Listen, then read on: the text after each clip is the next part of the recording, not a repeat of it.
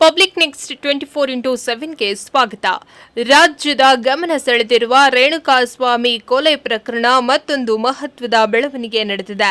ಪ್ರಕರಣದ ಪ್ರಮುಖ ಸಾಕ್ಷಿಗೆ ಬೆದರಿಕೆ ಹಾಕಿದ ಆರೋಪದಲ್ಲಿ ಬಂಧಿತರಾಗಿರುವ 3 ಆರೋಪಿಗಳ ಮೊಬೈಲ್ಗಳ ಎಕ್ಸ್ಟ್ರಾಕ್ಟ್ ವರದಿ ಇಂದು ಕಲಾಸಿಪಾಳ್ಯ ಪೊಲೀಸರ ಕೈ ಸೇರಲಿದ್ದು, ಸಾಕ್ಷಿಗೆ ಬೆದರಿಕೆ ಹಾಕುವಂತೆ ಸೂಚನೆ ನೀಡಿದ ಸೂತ್ರಧಾರ ಯಾರು ಎಂಬುದು ಬಹಿರಂಗವಾಗುವ ಸಾಧ್ಯತೆ ಇದೆ. ಪ್ರಕರಣದ 49ನೇ ಸಾಕ್ಷಿಯಾಗಿರುವ ತುಮಕೂರಿನ ಸಂದೀಪ್ ಅವರಿಗೆ ವಾಟ್ಸಪ್ ಕರೆಗಳ ಮೂಲಕ ಬೆದರಿಕೆ ಹಾಕುವ ಆರೋಪದ ಅಡಿ ಪುನೀತ್, ಸುಹಾಸ್ ಮತ್ತು ವೇಣು ಎಂಬ ಮೂವರನ್ನ ಕಲಾಸಿಪಾಳ್ಯ ಪೊಲೀಸರು ಬಂಧಿಸಿದ್ರು. ಇವರ ಮೊಬೈಲ್ಗಳಲ್ಲಿ ಸಿಐಡಿ ಟೆಕ್ನಿಕಲ್ ಸೆಲ್ಗೆ ರವಾನಿಸಲಾಗಿದ್ದು, ಡಿಲೀಟ್ ಮಾಡಲಾದ ಚಾಟ್ಗಳು, ಕರೆ ವಿವರಗಳು ಹಾಗೂ ಇತರ ಡಿಜಿಟಲ್ ಸಾಕ್ಷಿಗಳನ್ನು ಮರುಪಡೆಯುವ ಕಾರ್ಯ ನಡೆದಿದೆ.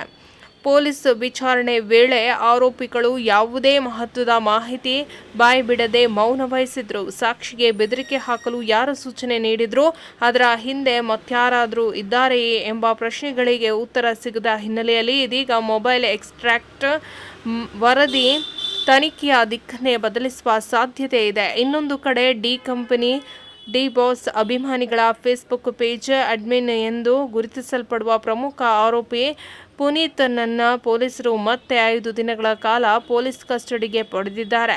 ಉಳಿದ 2 ಆರೋಪಿಗಳನ್ನು ನ್ಯಾಯಾಂಗ ಬಂಧನಕ್ಕೆ ಒಪ್ಪಿಸಲಾಗಿದೆ. ತನಿಖಾ ಅಧಿಕಾರಿಗಳು ಪುನೀತ್ನನ್ನು ಮತ್ತಷ್ಟು ವಿಚಾರಣೆ ನಡೆಸಿ ಬೆದರಿಕೆ ಸಂಚಿನ ಹಿಂದಿನ ಸಂಪೂರ್ಣ ಜಾಲವನ್ನು ಪತ್ತೆ ಹಚ್ಚಲು ಮುಂದಾಗಿದ್ದಾರೆ.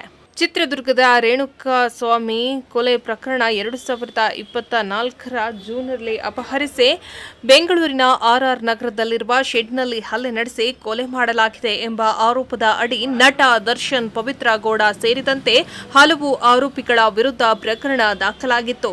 ಬಳಿಕ ಮೃತದೇಹವನ್ನ ಕಲಾಸಿಪಾಳ್ಯದ ಚರಂಡಿ ಬಳಿ ಎಸೆದಿರುವ ಆರೋಪವು ತನಿಖೆಯಲ್ಲಿ ಬೆಳಕಿಗೆ ಬಂದಿತ್ತು. ಈ ಪ್ರಕರಣದಲ್ಲಿ ಹಲವು ಸಾಕ್ಷಿಗಳು, ಸಿಸಿಟಿವಿ ದೃಶ್ಯಗಳು, ಕಾಲ್ ಡೇಟಾ ಹಾಗೂ ಡಿಜಿಟಲ್ ಸಾಕ್ಷ್ಯಗಳು ಪ್ರಮುಖ ಪಾತ್ರವನ್ನ ವಹಿಸುತ್ತವೆ.